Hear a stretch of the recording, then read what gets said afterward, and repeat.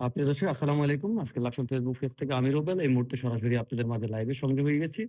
দর্শক, আপনারা দেখতে পাচ্ছেন এই মুহূর্তে আমি উত্তরটা ইউনিয়নের এই ৪ নং ওয়ার্ডে আমি নাহিদিয়া গ্রাম থেকে আমি এই মুহূর্তে লাইভে সংযোগ হয়ে গেছি। আপনারা জানেন লাকসাম উপজেলার যুবদল নেতা দিদারুল আলম দিদারের আহ যারা প্রতিনিধি রয়েছে তেনারা এখানে নাইদিয়া গ্রামে এসেছে।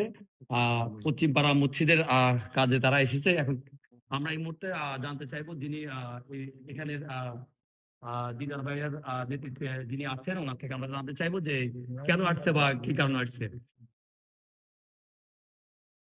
আউযু বিল্লাহি মিনাশ শাইতানির রাজিম। বিসমিল্লাহির রহমানির রহিম। সম্মানিত উপস্থিতি, আসলে আমরা যেহেতু জাতি মুসলমান, এবার আমাদের ইমানের দায়িত্ব আল্লাহর ঘর মসজিদের জন্য সবারই দায়িত্ব এই মসজিদ প্রতিষ্ঠার জন্য সবাই সহযোগিতা করবে।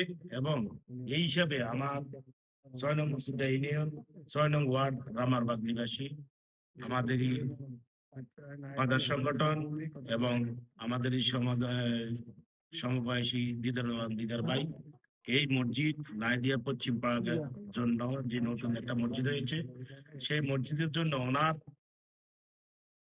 ওনার অবস্থান থেকে উনি এই মসজিদে অনুদান দিয়েছেন। এবং গত মাহফিলে আসছিলেন উনি বলছেন আমি আমার যেভাবে হোক আমি আপনাদের মসজিদের জন্য আমি আর্থিক সহযোগিতা করব। সেই আর্থিকটা আজকে আমরা এখানে তাদেরকে দেওয়ার জন্য আমরা এখানে উপস্থিত হয়েছি।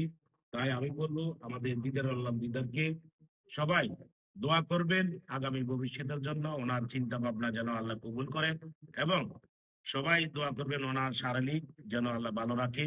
এভাবে উনি প্রত্যেক ওয়ার্ড, প্রত্যেক গ্রামে, প্রত্যেক বাড়িতে উনি যে অনুদান গুলা দিচ্ছেন এবং মানুষের দোয়ার জন্য দিচ্ছেন, যেন উনি শারীরিক, মানসিক এবং ফ্যামিলি এবং উত্তরদা ইউনিয়নবাসীকে উনি সর্বস্তভাবে সহযোগিতা হাত বাড়িয়ে দিয়েছেন। এবং সেই হিসাবে আমরা এই মসজিদে যে নামাজ পড়ি, আল্লাহর ঘর, রসুলের ঘর, মক্তব, মাদ্রাসা উনি প্রতিনিয়তই দান করে যাচ্ছেন।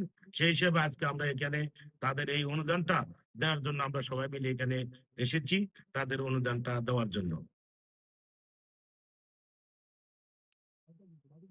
আর কি কথা বলবো? দর্শক, এই মুহূর্তে আমরা মসজিদের সেক্রেটারি যিনি রয়েছেন আমরা ওনার সাথে একটু কথা বলবো। জি, আসসালামু আলাইকুম। আমি মোহাম্মদ রবিউল হোসেন, নাইদিয়া পশ্চিম পাড়া বাইতুল্লাহ মসজিদের এই সাধারণ সম্পাদক দায়িত্ব পালন করছি। আমাদের এই মসজিদটা ২০০০ সালে নির্মিত। অদ্যবধি পর্যন্ত আসলে আমাদের এই পাড়ার